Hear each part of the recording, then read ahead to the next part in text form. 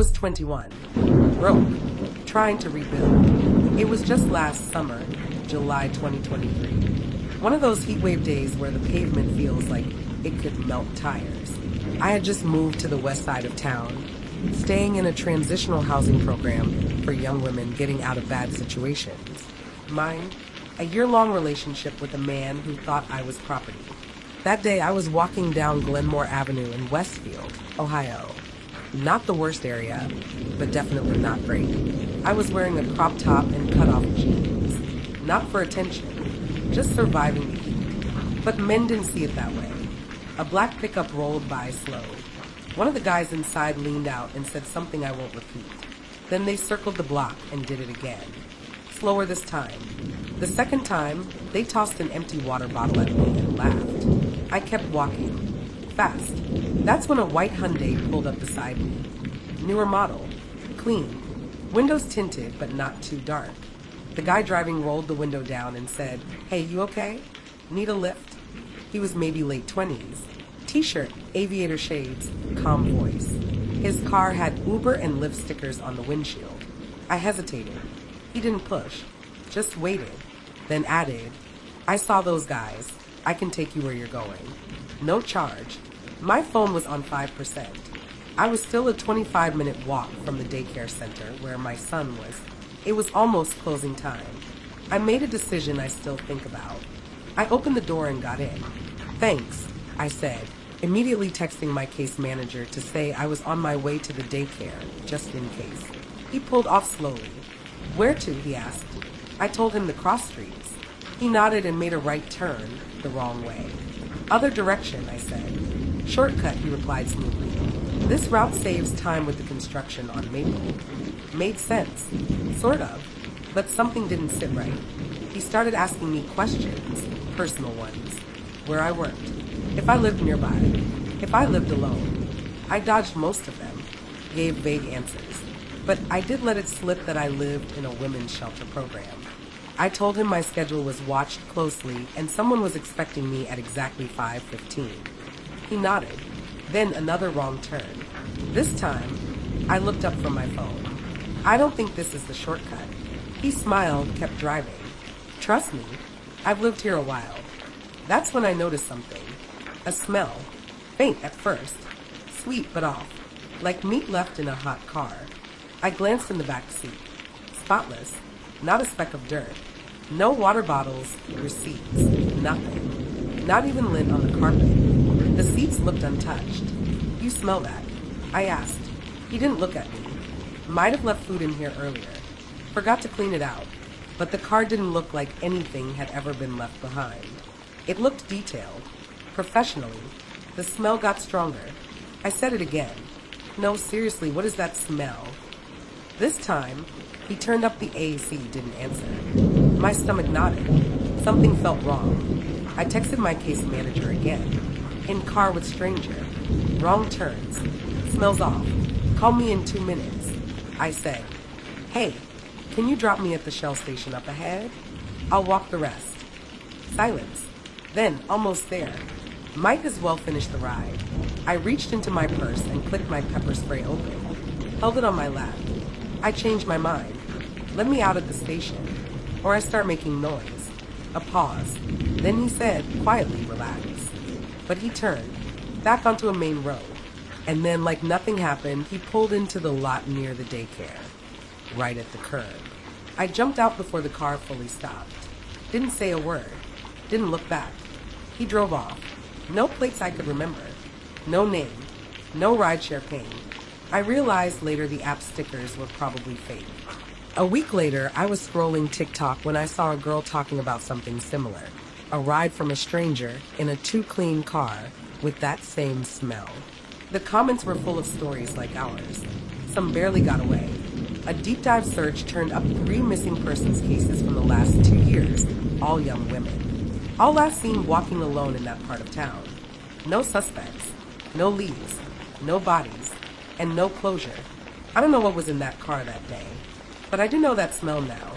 I looked it up, described it to a cop friend. He didn't sugarcoat it. "That's probably decomp," he said. "Once you smell it, you don't forget." I didn't, and I never will.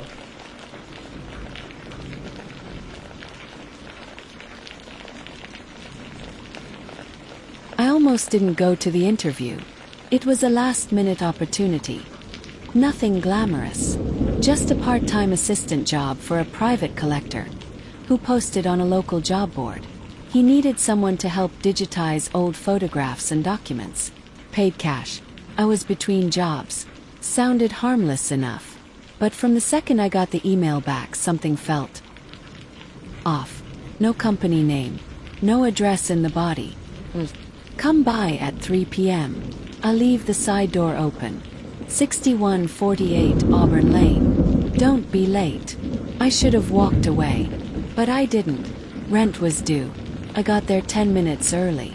It was a quiet street in an older part of town. The house was tucked behind overgrown hedges and dead trees. No cars in the driveway.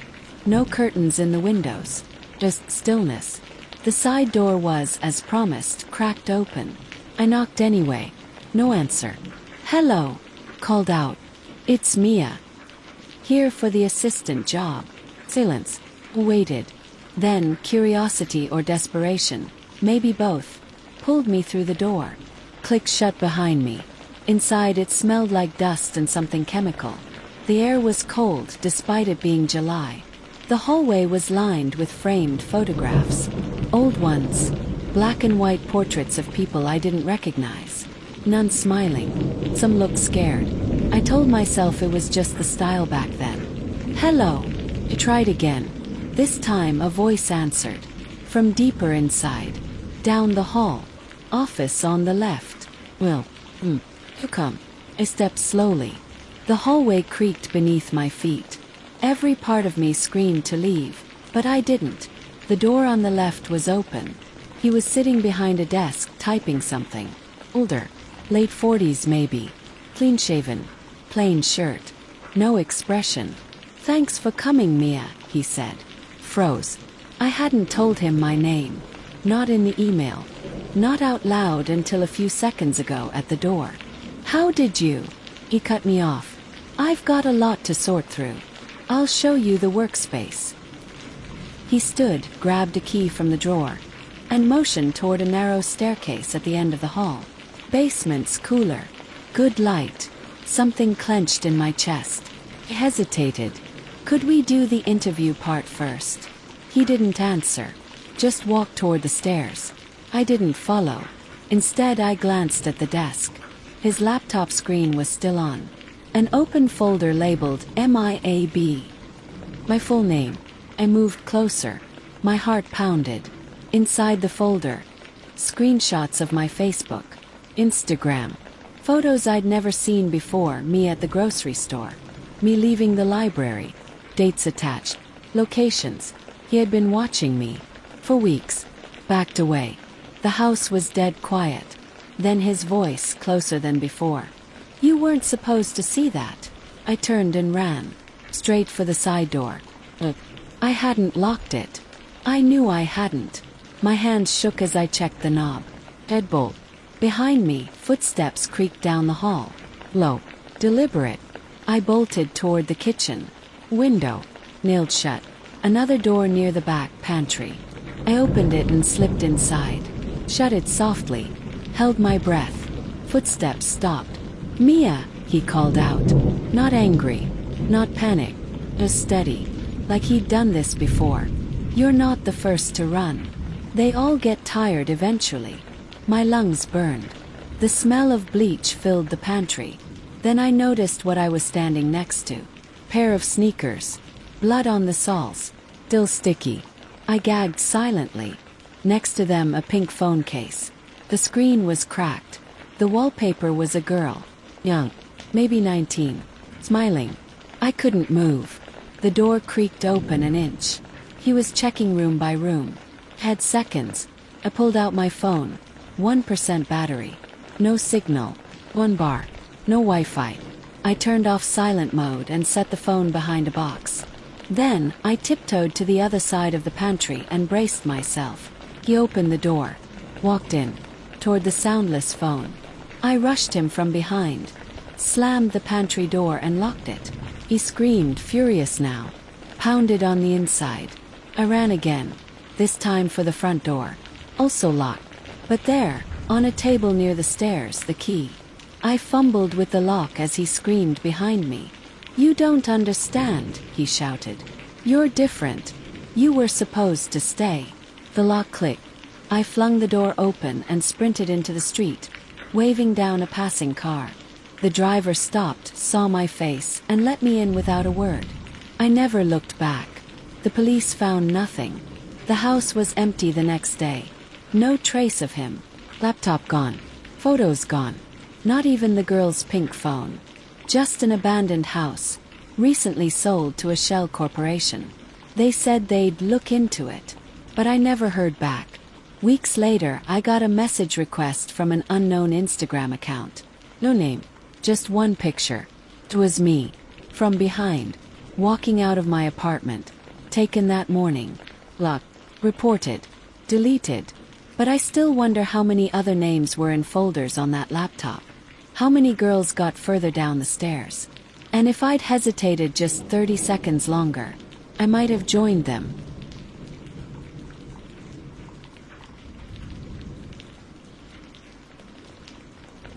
I almost didn't go hiking that day. It was late October, cold enough to sting your nose, but still warm in the sun. I had the afternoon off and needed space to clear my head. Work had been overwhelming. Life felt stuck. Nature always helped. I picked a trail just outside Huntsville, Alabama, one I hadn't tried before. Quiet, remote, tucked into the hills. It wasn't popular, and that was the point. I packed light. Water, energy bar, phone, pepper spray like always. It was supposed to be a short, peaceful solo hike, but I never made it past the second mile. The first hour was calm. Birds, trees, no one in sight. The quiet was almost too quiet, like the forest had swallowed sound. Around the 2-mile mark, I noticed a man sitting on a fallen log near the trail split. Tall, thin, maybe mid-40s, wearing a camo jacket and a baseball cap. I wouldn't have noticed him if he hadn't stood up as I passed. He smiled. Friendly. Normal. "You heading to the ridge overlook?" he asked. I nodded. "It's tricky from here. Trail washed out last month," he said. "I know a better path. Locals use it. I should have kept walking, but I didn't. I've been feeling invisible for months. People barely noticed me. He did. So when he offered to walk with me, just till the next turn, I said okay. He smelled like cigarettes and pine.